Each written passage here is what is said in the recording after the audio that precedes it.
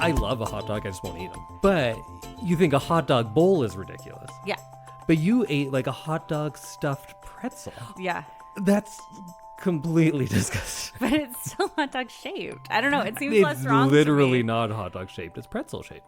Yeah, but like the hot dog is full. What does that mean? Like it wasn't all full. like sliced up like it would be in a bowl. So if you cut the hot dog into pieces, that's gross? Yeah. Wasn't it pieces of hot dog though throughout the pretzel? No, it was just mini hot dogs. What does that mean? Just like small sausages. But they had an end to them. Yeah. But they were still like a bite-sized hot dog. Yeah, like 2 bites.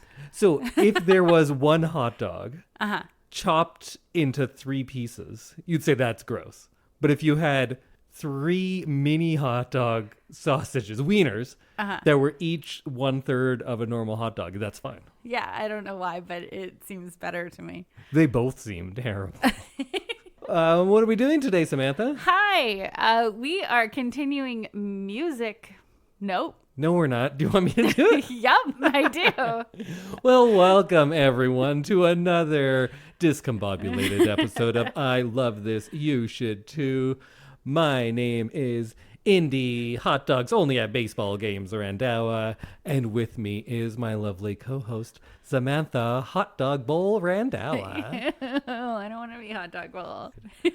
Well, today we're doing a little bit of a different thing because this month is Audrey Hepburn month. Woohoo! There are very, very few things that Samantha and I agree on when it comes to the world of film, as this 230 some episodes of this podcast can attest to. Yeah. We very rarely agree, except I brought you Miyazaki stuff, which you've loved all of them thus Yes. far. Yeah. That's about it. True. There's some things you brought me. I was like, yeah, that's all right. Yeah, it was all right, is the tagline of all of my episodes. But we also both love Audrey Hepburn. Yes, absolutely. Although I think we do have kind of different tastes in our Audrey Hepburn movies, I think so. which is fitting. Yeah. So what we are going to do this month is today we're just going to talk Audrey. I'm Yeah. going to do a little biography thing because I've been doing that a little bit in the last couple of episodes. So let's keep it going. Let's Why keep not? learning. And if you want to throw in your Audrey knowledge, Yeah, please do. absolutely. And then we will each pick our favorite, or maybe not even favorite, probably favorite though, Audrey Hepburn movies that we are going to go over. You know what? Do you want to do that first? Sure. So what is going to be your pick? I'm going to do Breakfast at Tiffany's. I thought it would be. Because, like, I know there's some problematic stuff, but I don't know that I've seen it in the last 10 years, maybe? Okay. 8 to 10 years. Like, I don't think I've watched it since we've been together, which is odd because we both love Audrey Hepburn, and I feel like it would have come up by now. But, yeah, this was one that I read the book. I watched the movie. I'm quite well versed in it. I love the music. Moon River is like a Henry Mancini. classic song. And yeah, so I'm excited to watch it again and see how I still feel about it like almost a decade later. And one of my favorite movie cats. Yes. Oh, Cat. Oh, poor Slob. A slob without a name. Yeah. So I am going to go with Roman Holiday, the 1953, maybe 2, I want to say. Her big breakout, and I think her best performance, perhaps. Yeah. I It's remember she definitely had up there. some great dresses in this one. Oh, yeah, I could see that. Also, we talk about romantic comedies quite a bit on this Yes. podcast because you love them. I think most of them, like all movies, most of them are garbage, but there are some very good ones. Roman Holiday, perhaps my favorite romantic comedy of all time. Okay. I love Roman Holiday. It is a top 10 all-time movie for me. I think it's great. Okay, I'm excited to see it then. And then the week after, we are going to do a rebroadcast of My Fair Lady. That makes sense. So it is your turn to pick the next movie, but I think we should reverse them for this month and kind of go chronologically then, because Roman Holiday was her first big role. Absolutely. Okay, so next week, Roman Holiday. Week after, Breakfast at Tiffany's. Breakfast at Tiffany's. Week after that, My Fair Lady. But now, let's get into the life and times of Audrey Hepburn. Where did you discover her? I feel like just being a like young woman who is interested in like theater and musicals and stuff, I feel like My Fair Lady was like my way into Audrey Hepburn. And Do you think that was the first movie of hers you had seen? I can't remember it not being the first one, so Sure. I'm gonna say probably, because I was very, very into musicals in high school, and so I feel like that would have been like the logical first step into Audrey Hepburn for me. But like, if anybody out there knows or remembers when I watched my first Audrey Hepburn movie, please let me know. And then I think I started watching more Audrey Hepburn and kind of fell in love with Holly Golightly in Breakfast at Tiffany's, and just the whole idea of her in that movie and just like how amazing she is. And then I read the book, and then I just continued watching the movie. And I think I had in my dad's house, I had like Audrey Hepburn like canvas prints on my walls. My bathroom was Audrey Hepburn themed. I had a Audrey Hepburn picture in my bathroom. You at still my parents' do, place. yeah. At my parents, it's still there. Yeah, and that's how I knew I liked you. So I think My Fair Lady, and then I realized that I really, really love Breakfast at Tiffany's. So hopefully it holds up. I think it's good. I think a lot of people, if they are watching it for the first time or not in a long time, they might be surprised about the movie. I don't know. You probably still remember it pretty well, yeah. but I think a lot of people are like, oh yeah, this is when she's like beautiful and glamorous. I was like, no, she's a sad, broken woman. That's what that movie's about. Being kind of attracted to the heartbreak of it all. I know there is a very racist performance in this movie. Oh yeah, that too. And but we'll get to all of that next or in 2 weeks. And yeah, I'm excited to see it again. What about you? What's your background with Audrey Hepburn? I think in maybe high school, I probably saw Breakfast at Tiffany's first. I was just kind of getting into film, like history and everything, Right. and seeing things that had come out before I was born. So I think my big three that I started with were Al Pacino, Robert De Niro, and Audrey Hepburn. And I kind of consumed their catalogs and Right. probably saw Breakfast at Tiffany's first, but then just kind of went to the beginning and started with Roman Holiday and started watching them through. Yeah. I vaguely remember seeing Sabrina too. I just remember she wears a ball gown. You remember dresses. I do. I really do. It's all about the costuming for me.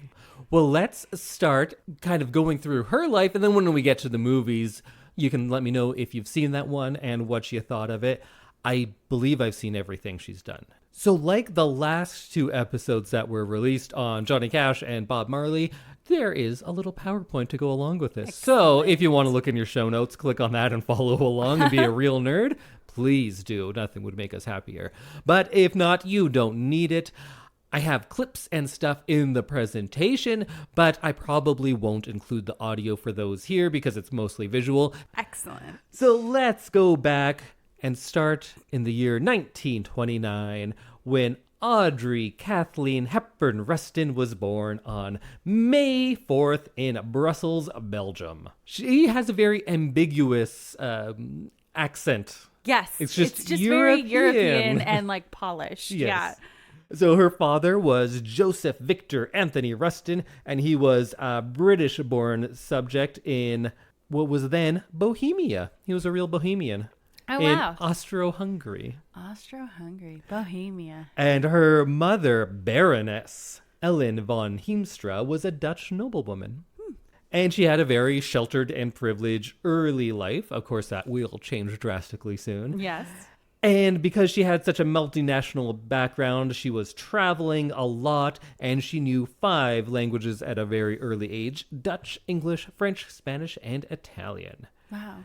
And her father was a dick. So in the mid-30s, he recruited and collected for the British Union of Fascists, which was, Nazis. Wow. He was a Nazi sympathizer, and he left the family abruptly in 1935 and moved to London, where he could just go do his Nazi stuff. Wow. He bailed on them to be a Nazi. Gross. Boo. She would later say that this was the most traumatic event of my life. and she would go through some trauma, so that's saying something. That is a big thing because, yeah, she lived through a war. And they would not meet again until the 1960s. Oh, wow. I would love to know how well that went. I don't have Yeah. information on that, though. I feel like that would be really interesting to hear about from like her perspective. Yeah. So she attended the Arnhem Conservatory from 1934 to 1945, studying ballet. But after the Germans invaded the Netherlands, because she's living in the Netherlands at this time, she started using the name Edda von Heemstra because Audrey was too English sounding, and she thought that might be dangerous during the German occupation. Her uncle, Otto van Limburg Sturnum, was executed in retaliation for an act of sabotage, and her half-brother Ian was deported to Berlin to work in a labor camp. The things she saw during this time would inform her humanitarian efforts that she would have the power to do later in her life. My favorite story is that she would perform silent dance performances in order to raise money for the Dutch resistance. So she was doing these kind of like little underground ballet performances, Which I trying love to raise the money. idea of that. And there's other stories that she would carry secret messages in her ballet slippers and be a little kind of carrier pigeon that way. A little messenger. After the Allied forces landed on D-Day, living conditions where she was grew much worse, and the town she was in was heavily damaged during Market Garden. So all of you war buffs out there probably know all about Market Garden. It was a very big, it was quite a blunder, really. And Audrey Hepburn was there. There's a little fun fact. Market Garden. So the Germans were blocking all the supply routes, resulting in a famine where she was. And like many others, they had to do what they could to survive. So they were often making flour out of tulip bulbs and eating grass. And that's kind of how she stayed alive. We look at her now and her very slender figure and be like, oh yeah, typical Hollywood. No, she suffered from terrible malnutrition and was never really able to be fully healthy. It's not that she was slim and on a diet. She was quite unhealthy. Yes, and absolutely. Remained that way throughout her life. Sorry, just to pause for a second. Making flour out of tulip bulbs just seems so Dutch. Yeah, that's what they had. It just seems so very Dutch. After the war ended, she moved with her mother and siblings to Amsterdam, and they weren't this kind of a well-off family that they used to be. Their fortune was lost during the war, and now their mother had to work and supported them as a cook and a housekeeper, now working for a wealthy family, when not too long ago she had been that person. She was a baroness, right? Yes. Yeah.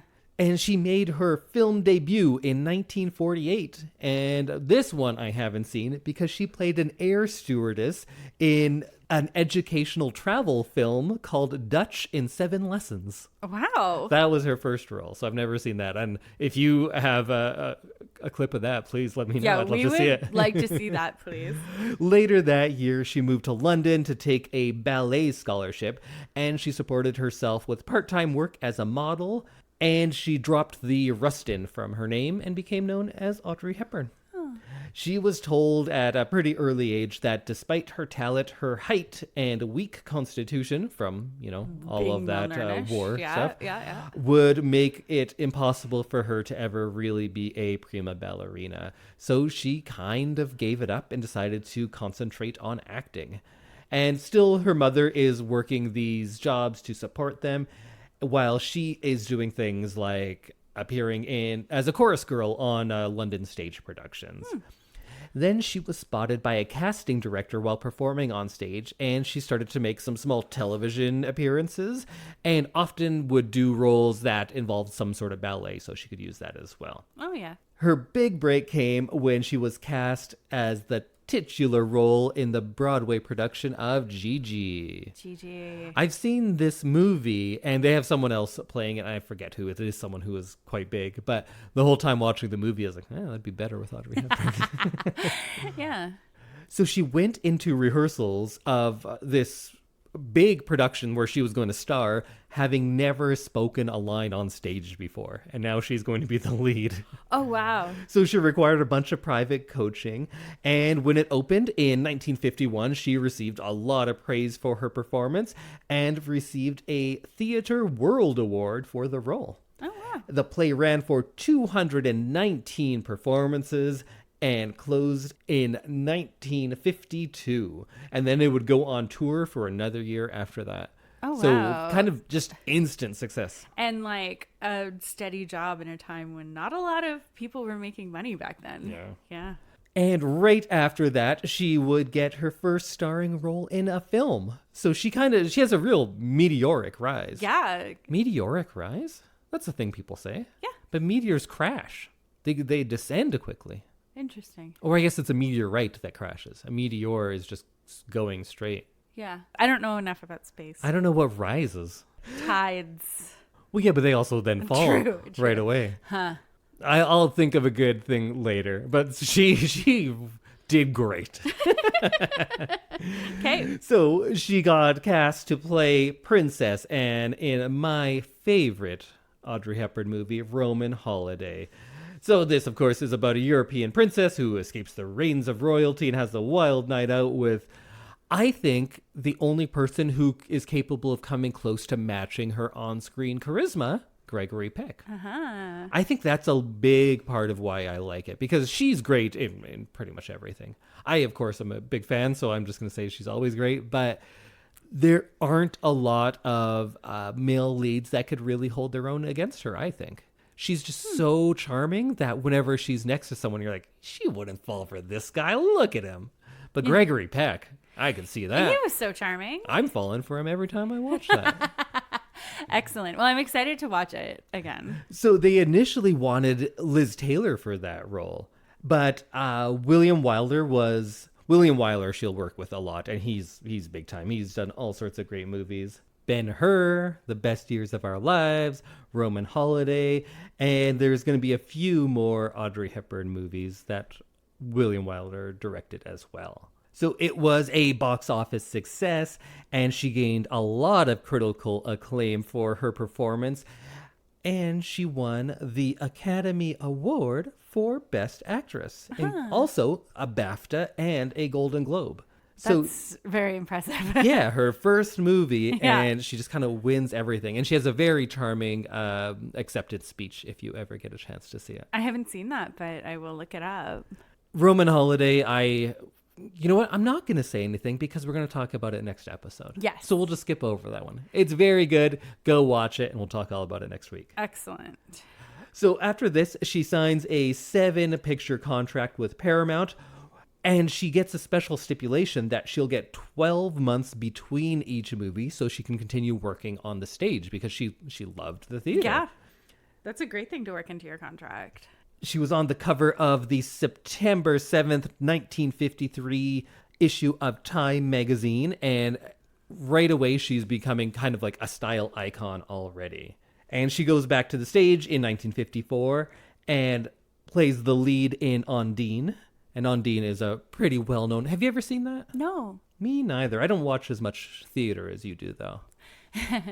That's the thing with theater is it's not readily available to watch unless you're in the theater as much. Yeah. Or have access to the National Broadway Archives, which are in New York. So, again, she does great in this and wins the 1954 Tony Award for Best Performance by a Leading Actress. Almost at that EGOT. Almost. Do you know if she gets it or not? She does. Yes. But posthumously. Oh, yes, because Gardens of the World, I think, is what she won it with. And I think that comes out after her death. Yep. But we will get there. And she is only one of 3 actresses to receive an Academy Award and a Tony Award in the same calendar year. Oh, wow. Very cool. So then in 1954, Sabrina comes out, and this is Billy Wilder, not to be confused with William Wyler. So Those are so they're close. 2 very big names as well. That's like really, really close together. Billy Wilder, I don't know. I think I like even more than William Wyler. He did The Apartment, that great Jack Lemmon, Shirley MacLaine movie, which we will do on this show eventually.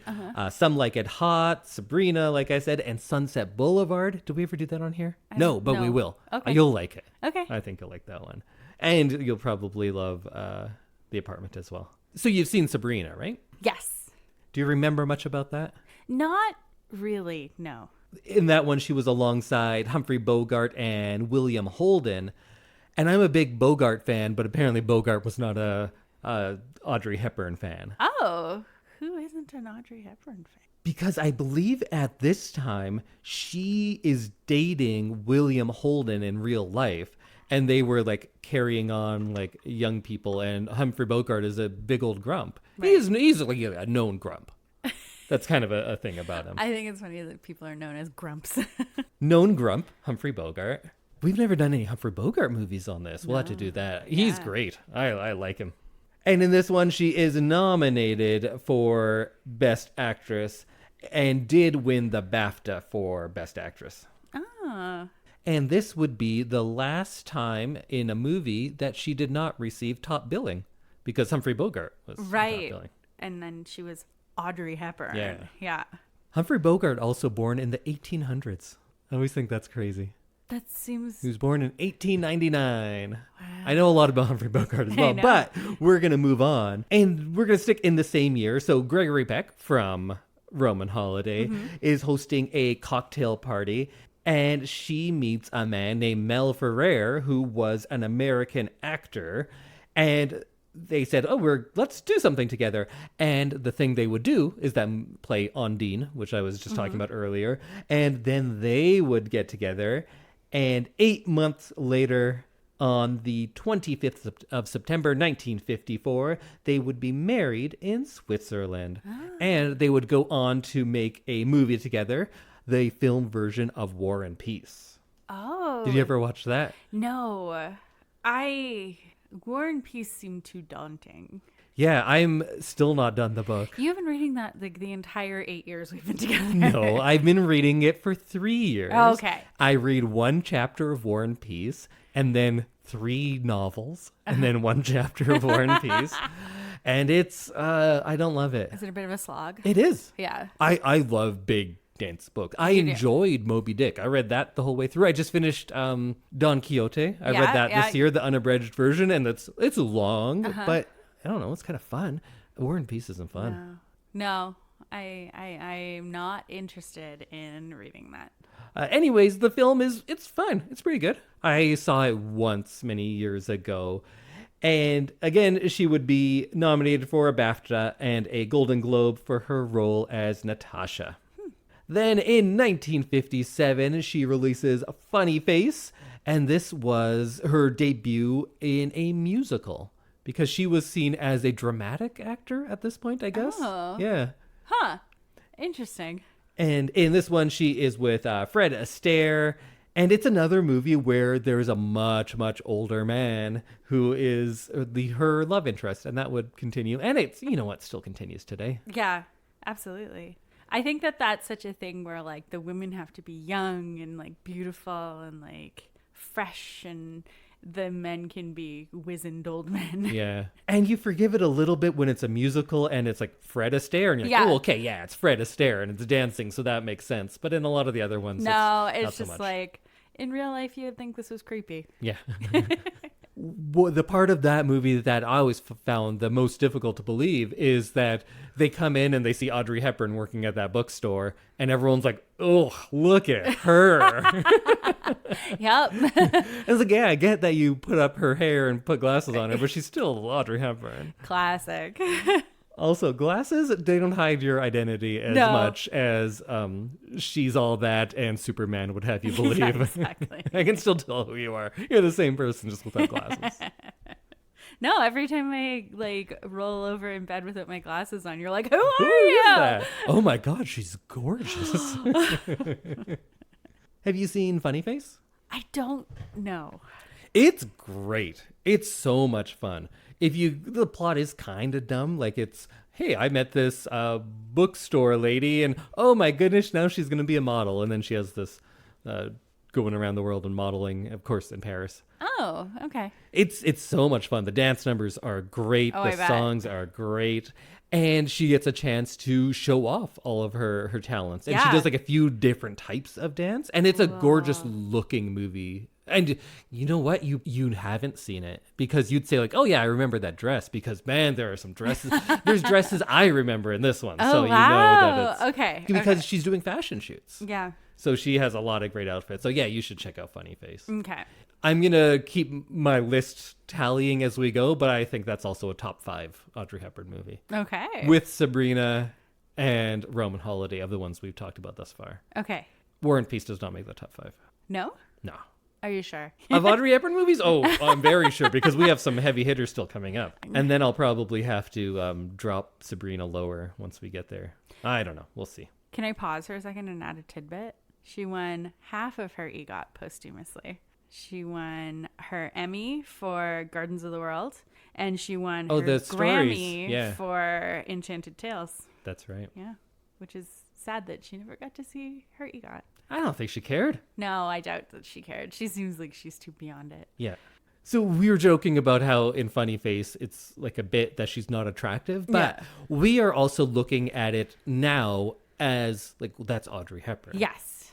And it was different at the time because she's known now as like a fashion icon. She herself is like a recognizable brand. Mm-hmm. But when she first rose to stardom, starting with Roman Holiday, she was something different. Yes. She wasn't seen as like, oh, look at this glamorous woman, because the people at the time were more like curvy, sexy ladies. It was Grace Kelly, it was Liz Taylor, it was Marilyn Monroe. Yes. So she had this short hair, the thick eyebrows. She's very slim. It seems crazy now because we would be looking at it of like, this is an unrealistic standard of beauty, Audrey Hepburn. Yeah. But she was seen as like, oh, that's something for the everyday woman. That's what people can aspire to be, because like anyone could look like Audrey Hepburn. We have no chance of looking like these other people. See, and I feel And that's crazy like, now. Yeah, coming from this side of it, not having seen like the Marilyn Monroe days and everything, and having that standard of beauty in my life, I do think that Audrey Hepburn is so unlike anyone else now. Yeah. And she's so unique that that's what makes her really interesting. And so I think it's really funny that she was billed as like the average woman. She was like seen as tomboyish. Yeah. Which is crazy. I read a bunch of old reviews when I was like putting this together for work. Actually, this is a work presentation. I get to go to senior center and do things called memory care, when we just kind of like reminisce about things from their childhoods. And I talk about Audrey Hepburn because she's awesome. So when I was reading contemporaneous articles, so many people would be like, oh, they think this can be an attractive woman. And I'm like, are you seeing the same person kidding? as we are? Yeah. Because now I think if we were to look at her movies, the criticism would be like, that's such an unattainable standard of beauty. Absolutely. But at the time, it's like, who would want to look like this? This is just what like every lady on the grocery store looks like. Wild. Yeah. Wild. So different. Because she seems so, like unattainable is a good word for it. Mm-hmm. And I just remember wanting to like aspire to be that. Oh, me too. So she was particularly associated with, do you know who? Designer-wise? Dior. Givenchy. Oh, Givenchy. Hubert de Givenchy. Yes. He was hired to design her wardrobe in 8 of the movies that she did. And the story was that when he first signed on to design for her, he thought it was the other Hepburn. He thought it was Catherine. Catherine Hepburn. Because he's like, who's Like, Audrey Hepburn? Who? And there is no relation, just in case anyone Who's was this wondering. little tomboy that you're sending? Yeah. And then it got to the point where if she would wear something in a movie, that would be a huge boost in the sales for whatever that item was. Right. But in her private life, she preferred to wear casual and comfortable clothes and didn't really dress as fancy. I just know her with like cigarette pants and like a plain white t-shirt. Oh, that too. She's very casual. So then she would continue to have success through some more movies. In 1957, she did Love in the Afternoon, This co-starred Gary Cooper and Maurice Chevalier. I know there's an age gap in all of these, but that one was huge. That was too much. Too much, man. I think that was another Billy Wilder movie.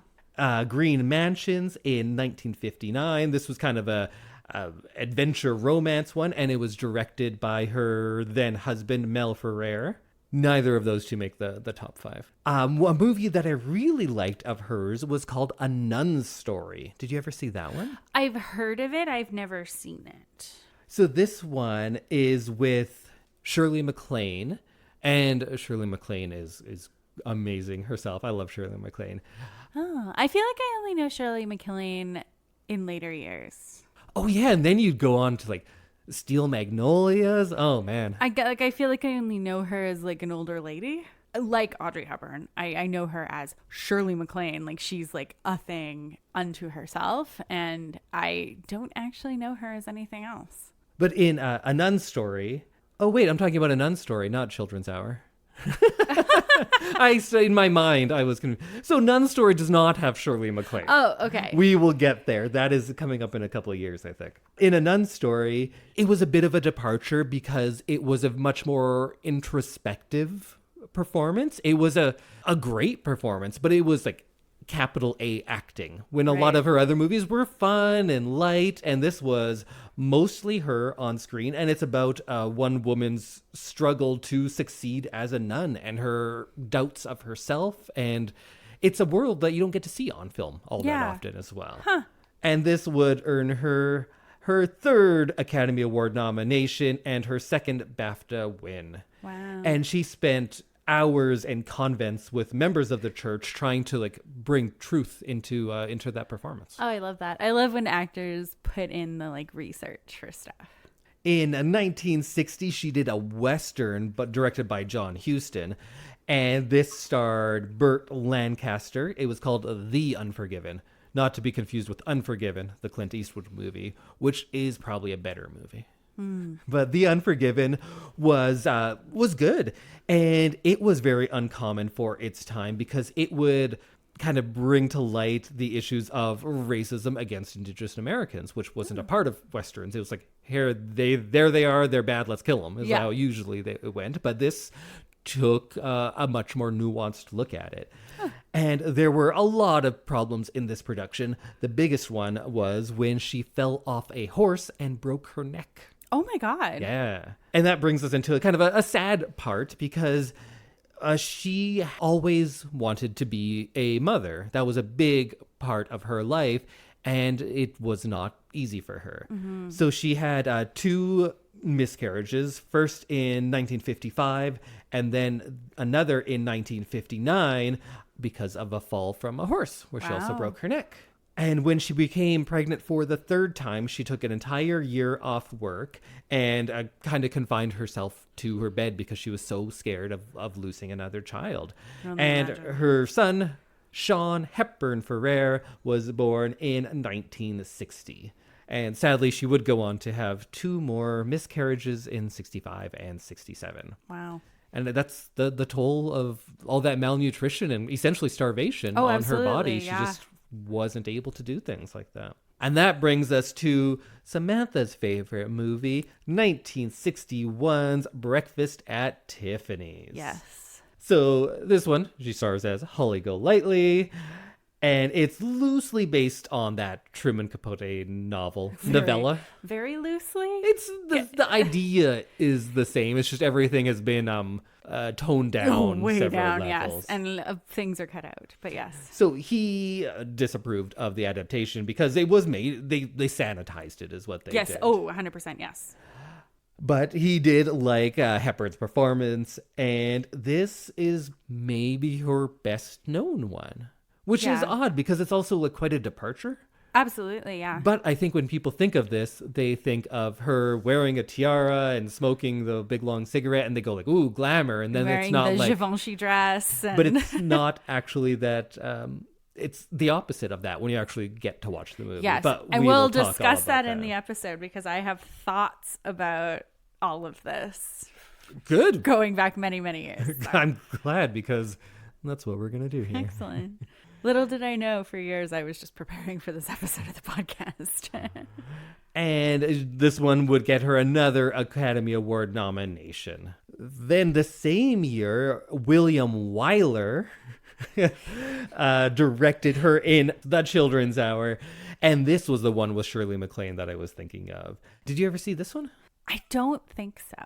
So in this one, they play two teachers, and then one like asshole child says, those two, they're lesbians. And that ruins their lives, essentially. Oh. And it's about them dealing with this town who is turning on them, and they're like, we're here to educate your children. And there's a lot of themes that are still very too poignant today, of course. Mm-hmm. It's a good movie. I like that one quite a bit. It's frustrating at points because it's one of those movies where you're like, this fucking kid, and you just want to slap this child because she's ruining lives. Yeah, that's an interesting. It seems like her acting got more serious towards this part of her career. I'd say so, but then she would kind of like bounce back and forth because her next movie was Charade in 1963. This one, she's opposite Cary Grant. And if you haven't seen Charade, you can anywhere because I think there's something with the licensing because any free movie app always has Charade. Oh, it's always on TV for free. And I think you could probably just get it on YouTube. It's very strange why it's everywhere. Yeah, for something that has Audrey Hepburn in it, you'd think that Cary Grant. You'd think that the licensing would be out there, paid for. So that one, pretty good. I don't love it as much as a lot of people do. It's good, though. It's fine. And she would get her third BAFTA and another Golden Globe nomination for that one. So next comes Paris When It Sizzles. And I think this one, not many people have seen. Have you seen this one? No, I haven't. So this one, she reteams with William Holden, who she had a fling with in her younger days. And it's like a screwball comedy. That was a type of movie back then. And I wish it still was.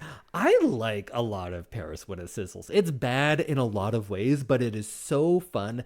And it's very similar to the first play I ever wrote and got produced because this one is a screenwriter.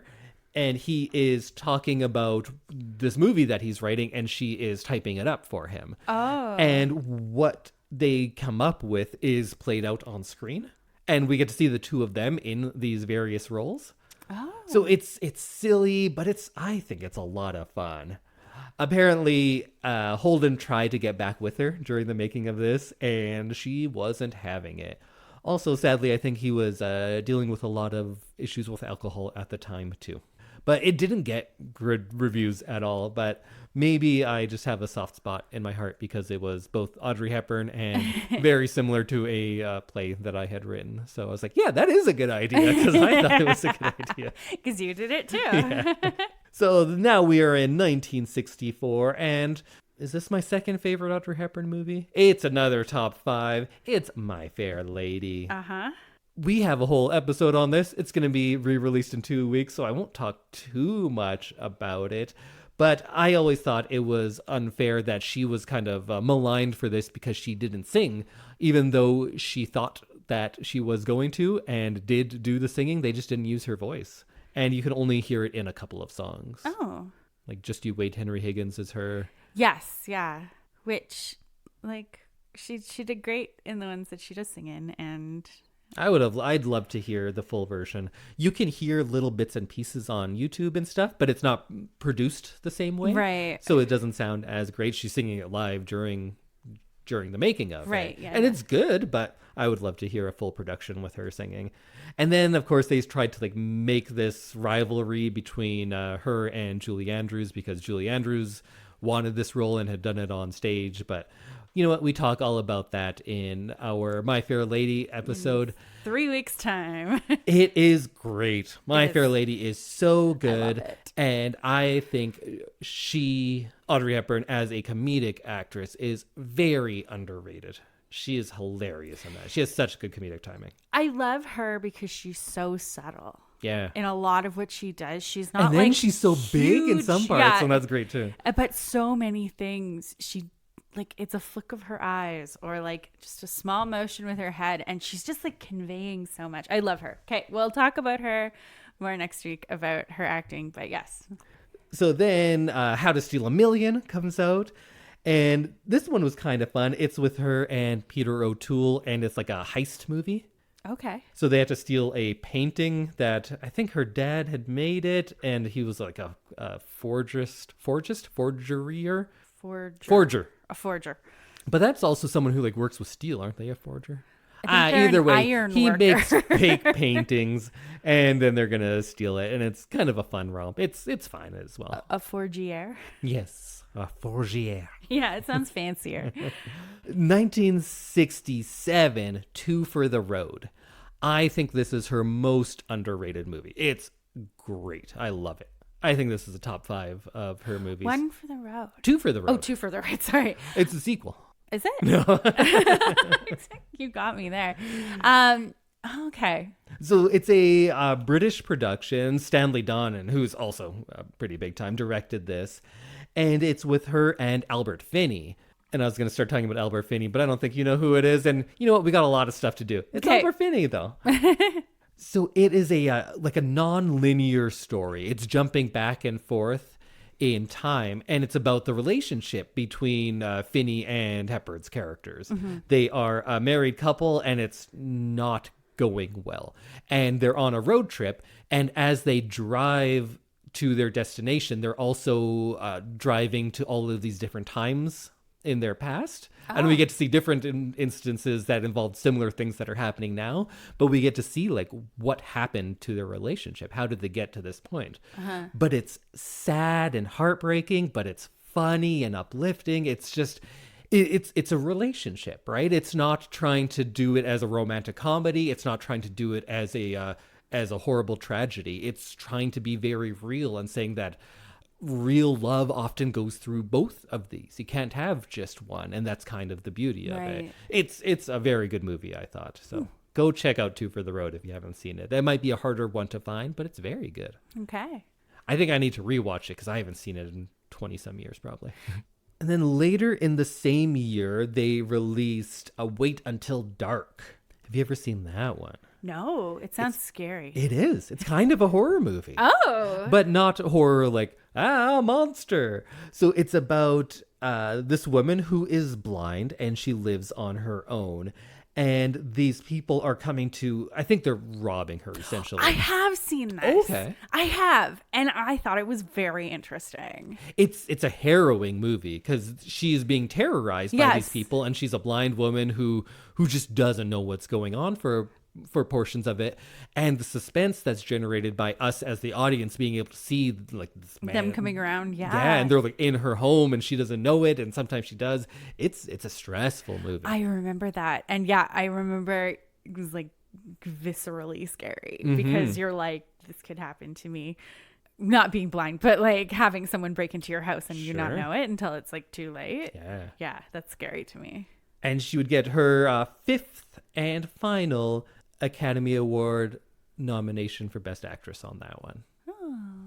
And this was also a hard time in her life because she was pretty much at the brink of divorce from Mel Ferrer at this point. That's sad. And apparently during the production, she lost 15 pounds due to stress. Oh. And for a lot of people, that wouldn't be a big deal. But when you're that small, when you're like already under 100 pounds, that's probably 15% of her body weight, right? She was quite small. Yeah, that would be very significant. And then after 1967, after the divorce, she just doesn't act nearly as much. She really slowed us down. There's only a few more movies. She devotes her time to her family, and that's her priority. She met her second husband, Andrea Dotti, on a Mediterranean cruise with friends in 1968, and she thought that she would have some more children and stop working. They got married in 1969, and they had a son, Luca, in 1970. And while pregnant, she was, again, on bed rest for months. And she wanted to have a third child, but had another miscarriage in 1974. And this marriage would last 13 years, and they would be divorced in 1982. Wow. So in these years, yeah, not much acting, because we have to go 10 years later, and she does a movie called Robin and Marian with Sean Connery, where he plays Robin Hood and she is Maid Marian. Oh, wow. Have you ever seen that? No. It's an interesting one. It's kind of a postmodern Robin Hood. Okay. Because it is like, what do you do when this larger than life hero kind of ages out of things? Yeah. Because they're old at this point, and it's kind of interesting because you have two people. I was going to say later at the ends of their careers, but Sean Connery would keep acting for so long after that, even though he was an older guy then. But she was definitely towards the end of her career. And these two characters are also kind of they're aging and trying to like figure out what they can do at this point. Her last starring role would be in the comedy They All Laughed in 1981. But one of my favorite performances, and I think maybe it's her last, was the film Always in 1989. And she only has a few scenes in this. She is not, she's not the lead. It's a Richard Dreyfuss movie. But I don't think I'm spoiling anything because it happened so early. The main character dies at the beginning of the movie and then goes to heaven. And if you're going to go to heaven, you know what it looks like? It's a beautiful forest with Audrey Hepburn there to greet you. Perfect. So she is an angel or God or something like that. And her name is Hap. And she's much older in this one. Like I said, it was her last performance. And she just kind of fits it because she has that effortless grace, right? And absolutely. That's what you look for in an angel. Yeah. So really, after 1967, she has kind of 2-3 movies, and that's it, and not all leading performances. So she really slows down, and she concentrates on a lot of other things, like her family and her charity work. From 1980 until her death, she was in a relationship with the Dutch actor Robert Wolders, and she met him through a friend in the later years of her second marriage. And in 1989, she called the last 9 years she had spent with him the happiest years of her life. And she said she considered them married even though they never officially did. But her other big love through those years was her work with UNICEF. Yeah. She had her first field mission for UNICEF to Ethiopia in 1988, and she visited an orphanage that housed 500 people who were dealing with starvation, really, and worked with UNICEF to provide food. That must have hit so home. Exactly. For her. Yeah, I think it's not a coincidence that that's where she went first. And after seeing like how the long-term effects of starvation affect the body, I bet that it's not just like, oh, then you get food and you're fine. Yeah, and then like once we feed them, they're good. It's lifelong health problems. Yeah. And later in the same year, she went to Turkey on an immunization campaign. In 1989, she was named the Goodwill Ambassador for UNICEF. And on this appointment, she stated that she was grateful for receiving international aid after enduring the German occupation as a child and wanted to show her gratitude towards the organization because UNICEF helped her. So, of course, she is going to do all of this work because she sees the good they did and she wants to be a part of it. That's so beautiful. In October of that year, she went to South America in Venezuela and Ecuador. And she tells stories about how she watched people build their own schoolhouses with the equipment that she was a part of bringing over there. She toured Central America through 1989 in Honduras and El Salvador and Guatemala. And in April of that year, she went to Sudan because there was a civil war going on and food and aid had been cut off. So she kind of helped ferry food over to the south of Sudan. In October, she went to Bangladesh, and one of the photographers who was with her on that visit told reporters afterwards that oftentimes they would work with celebrities who would come on these things, and they would go in for the photos and everything, and then that would be it, which is good. They're using their image for good and good for them. But they also talked about how Audrey Hepburn would actually go there and do the things. She was sitting with children on her lap. She was talking with them. She was hugging them. She wasn't, the best at the manual labor part of things, but what she was great with was working with children, and she would actually go out there and do all of that. And she was awarded the Presidential Medal of Freedom in recognition with all of her work with UNICEF. Oh, that's so nice. So her last few projects were Gardens of the World, which we had talked about a little bit. That was a PBS documentary series. And that one would win her an Emmy Award in 1993 for Outstanding Individual Achievement in Informational Programming. Because she narrated this garden documentary. Yeah. And then there was the spoken word album, Audrey Hepburn's Enchanted Tales, which featured her reading classic children's stories. They recorded in 1992, and she would get that Grammy for Best Spoken Word Album for Children, which I did not know was a category. I didn't either. I want to try it for that one. Yeah, you can do that. In 1992, she was doing another project in Somalia and had to return to Switzerland where she was living because she was suffering from abdominal pain. And it was revealed that she had a rare form of abdominal cancer. And after surgery, she began chemotherapy, going back to the United States for that. This is where it gets real sad. It is, but there's a beautiful story. Do you know about how she went back to home for the last time? No. She had been undergoing chemotherapy and was, of course, not well. She was kind of not well at the best of times, honestly.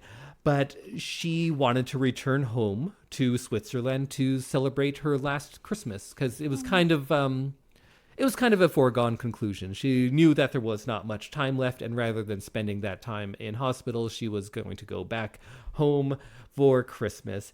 And she was still recovering from surgery, and she couldn't just hop on a plane across an intercontinental flight, right? That's not the easiest thing to do. So her longtime friend, Mr. Givenchy, arranged for his friend, socialite Rachel Lambert Mellon, I think of the Mellon family. Yeah. I think. Of Carnegie Mellon? Yeah. To send her on her private Gulfstream jet, which they then filled with flowers. So she could just take a private jet with flowers all around her because she did, of course, love her gardens. Yeah, yeah. That she didn't just narrate that for no reason. She loved gardens, had a big, giant garden at home. And she got to fly home from LA to Geneva in this private jet full of flowers. Oh, that's amazing. It's a fitting way for her to travel. Yeah. And she spent her last days in her home in Switzerland, not being able to move much, but they said that she would go out once a day or so to take a walk in her garden because she loved those gardens. And on the evening of January 20th, 1993, she passed away in her sleep in her home.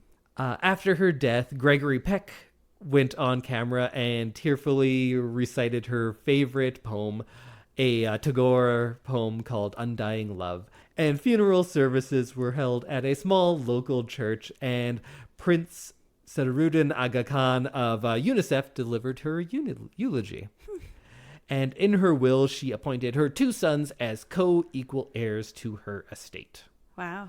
And then I guess to wrap things up, we can talk a little bit about her awards and her legacy. She was named one of the greatest female stars of all time from the American Film Institute. She was a winner of an Academy Award, an Emmy, a Grammy, a Tony, and she is one of only, I think, 17 EGOT winners, and I think only 3 actresses. Huh. It's mostly composers. Yes, because there's music and all awards. Of those things. Yeah. She won a record number of BAFTA awards for Best Actress, and she has Lifetime Achievement Awards from SAG, BAFTA, and the Academy Awards.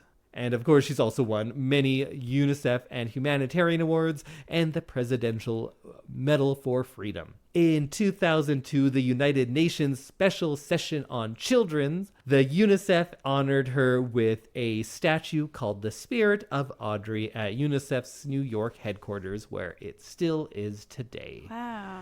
And beyond that, I think you could say the achievements that she is probably most proud of.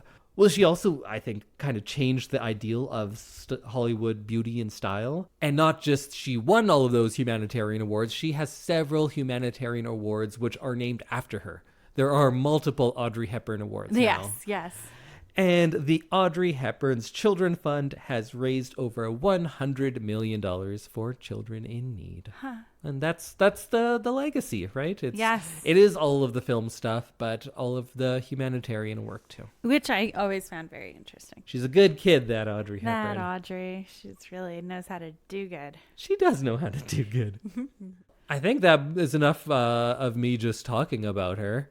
And maybe we should just get into next week talking about her movies. Yes. So next week we will be watching Roman Holiday. And the week after we will be watching Breakfast at Tiffany's. And then we will be re-listening to us ramble on about My Fair Lady. I feel like that was a good episode. I think it was.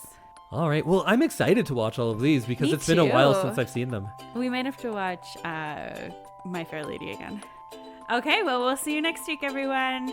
Bye. Goodbye.